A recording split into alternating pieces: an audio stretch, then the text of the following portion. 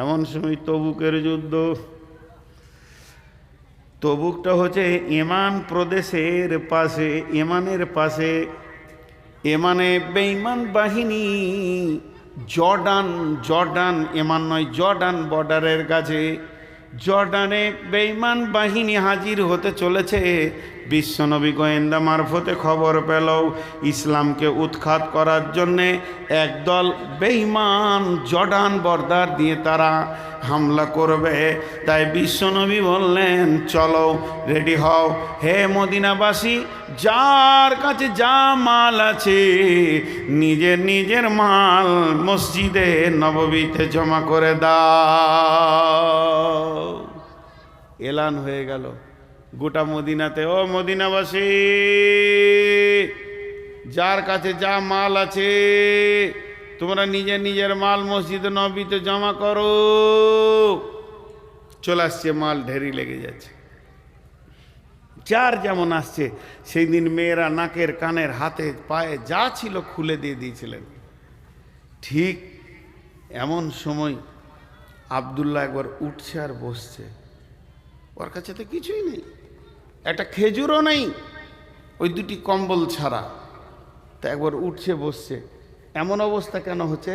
তার একটাই কারণ, ও যখন মুশরিক ছিল, অনেক মালের মালিক ছিল, ওর দান করা একটা অভ্যাস আগে থেকেই আছে। তা এই মৌকাটা দেখে ও নিজেকে উঠছে বসছে। এমন সময় বিশ্বনবীর কাছে এসে হাজির হয়ে গেল। দুটি কম্বল পরে আছে, কিছুই নাই, একটা খেজুরও নেই, সে মালে দিই। বিশ্বনবী হালকা একটা কথা বলেন, আব্দুল্লাহ তুমি এই কথাটার ভিতরে একটা প্রশ্ন আছে। প্রশ্নটা কি? যে আজকে এখন যে ইবাদতটা চলছে এটা মালের, তোমার তো মাল নাই, তো তুমি কেন এলে? এটা ভিতরকার কথা। খালি হালকা করে বললে, আব্দুল্লাহ আব্দুল্লাহ মাথা নামো করে অঝর নয়নে চোখের পানি ছেড়ে দিয়ে বলছেন, ইয়া রাসূলুল্লাহ, যখন থেকে মালের প্রতিযোগিতা শুরু হয়ে গেছে, দিনকে বাঁচানোর জন্যে মাল দেওয়া শুরু হয়ে গেছে, তখন থেকে আমার ভিতরে যেন একটা জোয়ার ভাটা চলছে যে আমার যদি আজকে কিছু থাকতো তা আমি দিতাম। আমার তো অনেক চিন্তা করে দেখলাম আমার কিছুই নাই, দুইটি কম্বল, এটা দিলে তো উপরটা খালি হয়ে যাবে শরীরটা, নিচেরটা দিলে তো নাঙ্গা হয়ে যাব। দয়ার নবী গো, অনেক চিন্তা ভাবনা করে আমি একটা জিনিস বের করেছি, আল্লাহর নবী আপনি যদি কবুল করেন তো আমি ওইটা দিতে রাজি আছি। বলে কি না, আমি আমার জানটা আল্লাহর রাস্তায় দিয়ে দেব। বিশ্বনবী বললেন, আব্দুল্লাহ রে যাও, তোমাকে কবুল হয়ে গেছে, আর তোমার কোনো চিন্তা নাই, তুমি রেডি হয়ে যাও তবুকের অভিযানের জন্য। এবার সাহাবীরা রেডি হয়ে গেলেন, চলো বের হয়ে যেতে হবে, আর জামাতকে বেশি লেট করা যাবে না। জামাত বের হতে শুরু করেছে। বিশ্বনবী সকলকে দোয়া দিচ্ছেন, এমনকি আল্লাহর নবী পর্যন্ত তবুকের অভিযানে নিজেও শরীক হয়েছিলেন। সমস্ত সাহাবীদেরকে বের করে নিয়ে যাচ্ছেন, সবাই এসে রসুলের কাছে দোয়া চাইছেন। এমন সময় আব্দুল্লাহ যখন নবীজির কাছে গিয়ে পৌঁছালেন, আব্দুল্লাহ যখন রসুলের কাছে গিয়ে পৌঁছালেন, আল্লাহর নবী আব্দুল্লাহর ঘাড়ের ওপরে হাত রাখলেন। বিশ্ব নবী আখিরি পয়গম্বর, আল্লাহর হাবিব, আল্লাহর বন্ধু বিশ্ব নবী নিজের হাতটাকে আব্দুল্লাহর ঘাড়ে রাখলেন আর বললেন, আল্লাহ আমি দয়ার, আমি তোমার আখিরি নবী বলছি, আব্দুল্লাহর জন্যে বেঈমানদের জন্যে আব্দুল্লাহর রক্তকে হারাম করে দিলাম। তার মানে যেন তরোয়ালের আঘাতে আমার আব্দুল্লাহ না মারা যায়। তখন আব্দুল্লাহ চিৎকার মেরে বলছেন, ইয়া রাসূলুল্লাহ, আমি তো জানটা দেওয়ার জন্যে রেডি হয়ে গেলাম, যে আল্লাহকে আমি আজকে জান দেব, আমার জানটা দান করে দেব। আর আপনি এমন দোয়া করলেন দয়ার নবী গো, আর তো আমার মনের আশা পূরণ হবে না। আখিরি পয়গম্বর বললেন, আব্দুল্লাহ রে তুমি যদি বাড়ির বিছানাতেও মরো তাহলেও তুমি শহীদের দরজা পাবে। তোমার যা ত্যাগ আছে, তোমার যা শহীদের আকাঙ্ক্ষা আছে। এরপরে তবুকের অভিযান শুরু হয়ে গেল। আব্দুল্লাহ সেই জিহাদে গেল। খোলা আকাশের নিচে দিনরাত মহড়া চলছে, সাহাবীরা দরাদরি করছে, শত্রুপক্ষকে প্রতিহত করছেন। এমন সময় আব্দুল্লাহ এমন জ্বর হলো, জ্বরটা এত বেশি হয়ে গেছিল যে আব্দুল্লাহ ওখানেই মারা গেলেন। সেই লাশ মদিনাতে আসলো। বিশ্ব নবী লাশকে কবরে, আব্দুল্লাহর লাশকে কবরে রাখলেন। কবরে রাখার পর হযরতে বেলাল আঁধারে, মানে রাত্রিতে লাশ রাখা হচ্ছে কবরে, আঁধারের মধ্য দিয়ে হযরতে বেলালকে বলা হলো, বেলাল তুমি মশাল জেলে আলো দেখাও, মানে লাঠির আগালে কিছু কাপড় টাপড় টায়ার ফায়ার দিয়ে আগুন জ্বালিয়ে দিলে, আগেকার যুগে মশাল জ্বালানো হতো, সেইটা জ্বালিয়ে তুমি জানাজার সাথীদেরকে রাস্তা দেখাও। হযরতে বেলাল আলো দেখানোর দায়িত্ব পেয়ে গেল। হযরতে বেলাল আলো নিয়ে যাচ্ছেন, লাশ যাচ্ছে গোরস্থানে। কবরের ভিতর থেকে আওয়াজ আসছে, তোমাদের ভাইকে আস্তে আস্তে নামাও। তা আওয়াজটা পরিচিত লাগছে। হযরতে বেলাল বলছে, আমি এরকম ভিড়কে ফেলে দিয়ে, দলকে ভিড়ের ভিতর দিয়ে ভিড়কে ছেড়ে গিয়ে দেখলাম কবরে কে নেমেছে লাশ নামানোর জন্যে। তো দেখলাম ওটা অন্য কেউ নয়, আখিরি পয়গম্বর নবী মুহাম্মদ সাল্লাল্লাহু আলাইহি সাল্লাম কবরে নেমেছেন। লাশটাকে এইভাবে ধরে নিলেন।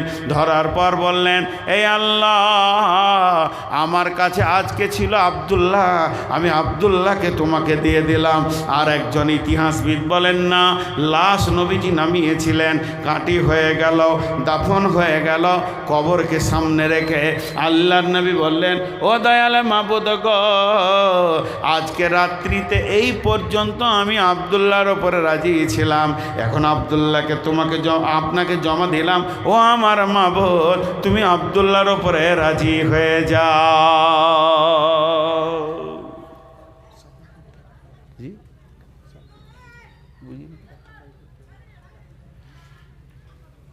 তো কখন জান দিতে হয়, কখন মাল দিতে হয়, সাহাবীরা জানতেন।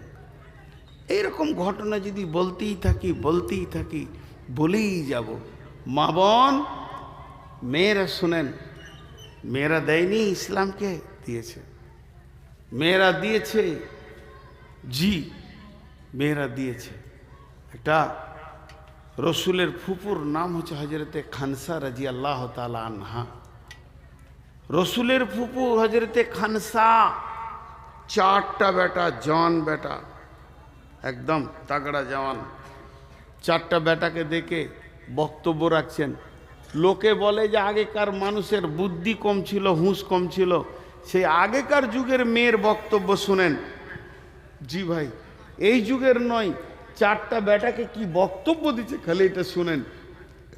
4 বেটাকে ডেকে বলছে, বেটা শোনো, ভাইয়েরা আমার, মা বোনেরা আমার, 5টা মিনিট খুব মনোযোগ, 5টা মিনিট, আপনাদেরকে আর বেশি বিরক্ত করব না।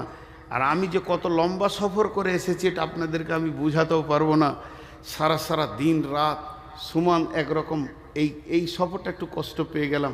আর ওর জন্যই আর আশাটা ছেড়ে দিয়েছি।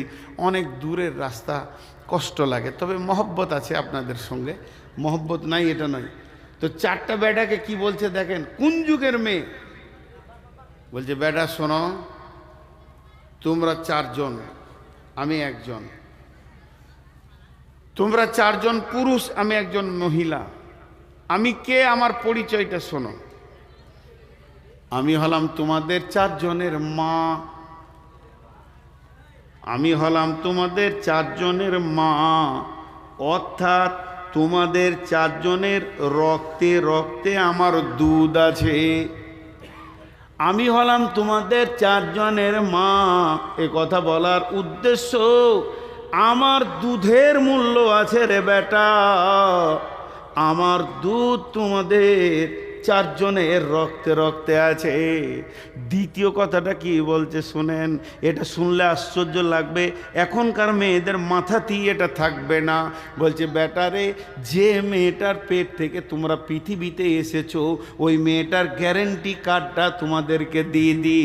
যে মেয়েটা তোমাদেরকে পৃথিবীতে এনে দিয়েছে পেটে করে বহন করে, ওই মেয়েটার খবর তোমরা জানো কি? ওই মেয়েটা যতদিন তোমার নানা মামার কাছে ছিল, আমার জন্য তোমার নানা মামাকে কোনো বিচারে বসতে হয়নি, বেজ্জতি হতে হয়নি। আর যেদিন থেকে তোমার আব্বা এই দেহটাকে মহারানা দিয়ে নিয়ে এসেছে, তোমার বাপের আমানতের খেয়ানতি আমি তিল পরিমাণ করিনি। তার মানে নিজের জীবন যৌবনের গ্যারেন্টি বেটাদেরকে দিয়ে দিল। তারপরে বলছে বেটারে, তোমরা চারজন মরে যাবে এটা আমার সহ্য হবে, কিন্তু বিশ্বনবী কষ্ট পাবে, আল্লাহর কালাম পাক পৃথিবী থেকে চলে যাবে, এটা আমি মেনে নিতে পারবো না।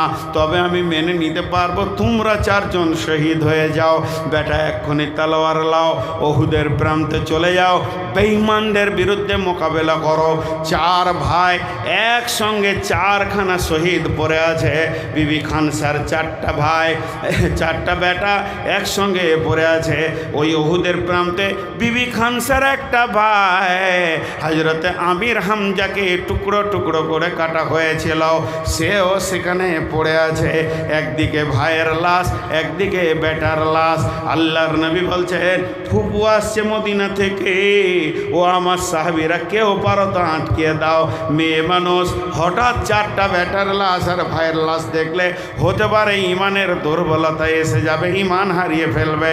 একজন সাহাবী এইভাবে দাঁড়ালেন, না মহিলা তোমাকে যেতে হবে না, এই জায়গায় ধরে মারল, টানতে দূরে গিয়ে পড়ল।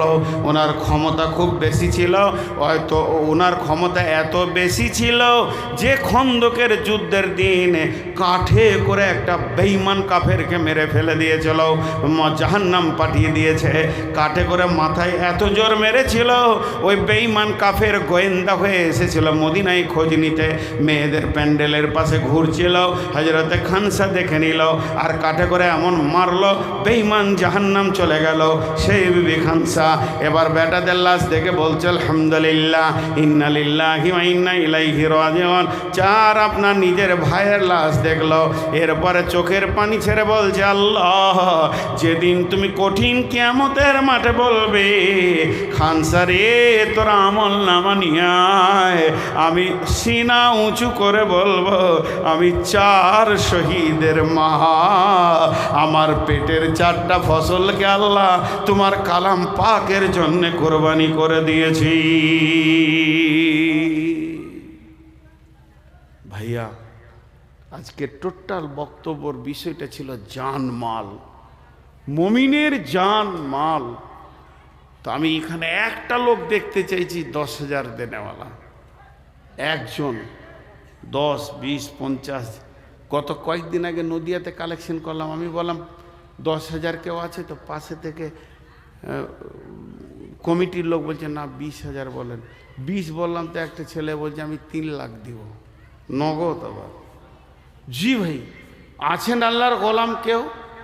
তখন থেকে তো শুনে গেছি, তো আমলের ময়দানে একবার নামি,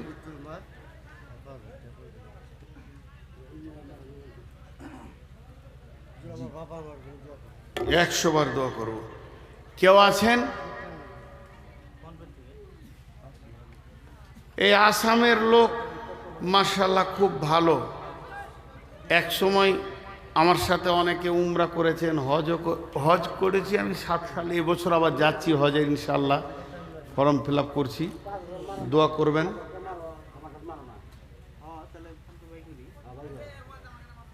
জি, কে আছেন আল্লাহর গোলাম? জি, 500 টাকা মাশাআল্লাহ। 5,000 দেনেওয়ালা কেউ আছেন? 10,000 দেনেওয়ালা? জি, আল্লাহর গোলাম, আল্লাহর গোলাম কেউ আছেন? আচ্ছা আচ্ছা, বাসিত মল্লন 10,000, 5,000 নগদ, 5,000 বাকি। মাশাআল্লাহ, আল্লাহ কবুল করুন। আর কে আছেন?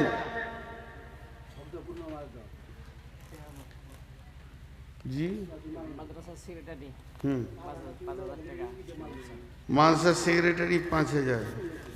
বেমার আছে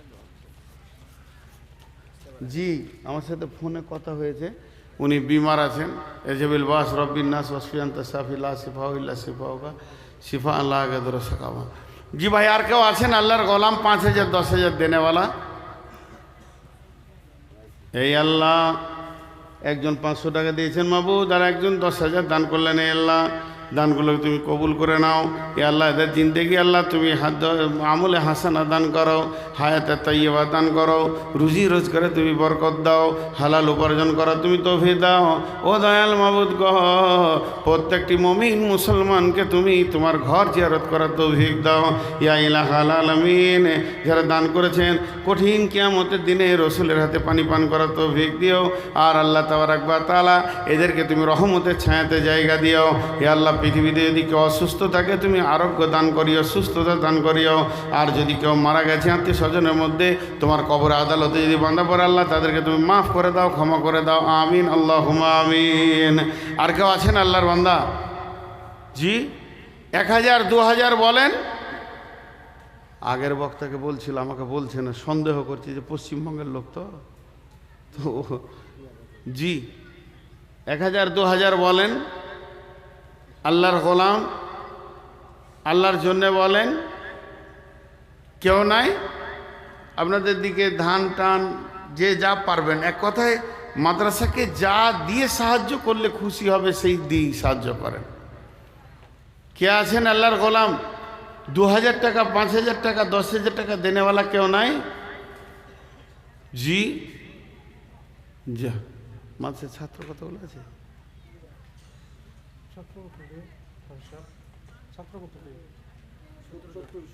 সুবহানাল্লাহ, অনেক ছাত্র তো, 70 জন ছাত্র হিফজে আছে না? আল্লাহু আকবার। মা বোনেরা আপনারাও কিছু দিয়ে পাঠান, টাকা পয়সা দিয়ে পাঠান, আল্লাহর জন্য দিয়ে পাঠান এবং মহব্বতের সঙ্গে দেন, আল্লাহর দ্বীনের জন্য দেন। মাশাআল্লাহ, জাযাকাল্লাহ। এনে 5,000 দেবেন। কি নাম? রমজান আলী। এখন 2,000 নগদ, 3,000 বাকি। রমজান আলী জি। আর বেশি দেন নাই রমজান হতে। 1,000 টাকা কে দিয়েছেন? রাবিয়া নামে 1,000 টাকা দান গ্রহণ করিও মালা তুমি মেহরবান। রমজান ভাইও 5,000 টাকা দান করিও কবুল তুমি অগো সুবহান।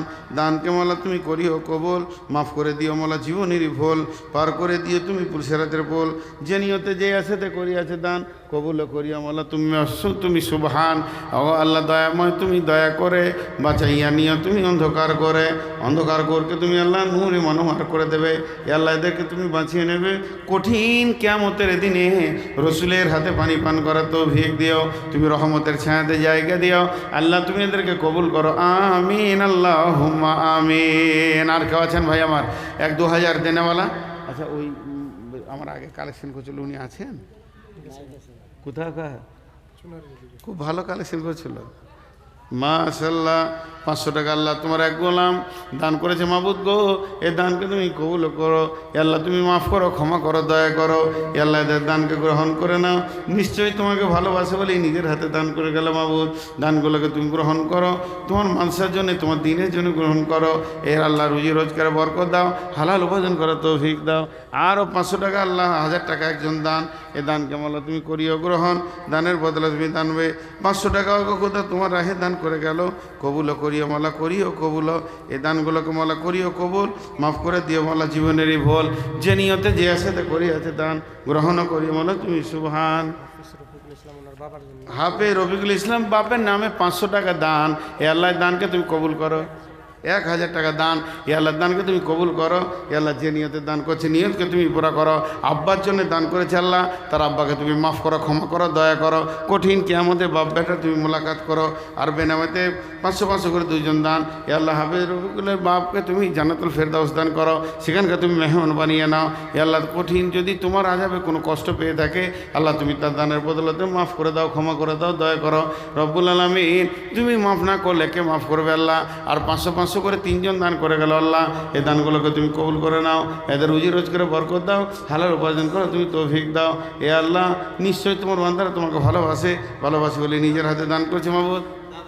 দাদার জন্য 500 টাকা দান করল। আল্লাহ নিশ্চয়ই দাদাকে কত ভালোবাসে যে 500 টাকা দান করেছে মাবুদ। দানগুলোকে তুমি কবুল করো, মাফ করো, ক্ষমা করো, দয়া করো। যাক আল্লাহ হাই কালা বারাকাল আলহামদুলিল্লাহ। তোর বান্দা যে দান করেছে তোরই দরবারে রহমতের। বাবার জন্য 1000 টাকা সন্তান করিয়াছে দান, নানা নানির জন্য 500 টাকা, হ্যাঁ, আর নিজের জন্য 500, নিজের দাদা দাদির জন্য 500, নানা নানি 500, আর বাবার জন্য 1000 দান করিও কবুল। মৌলানা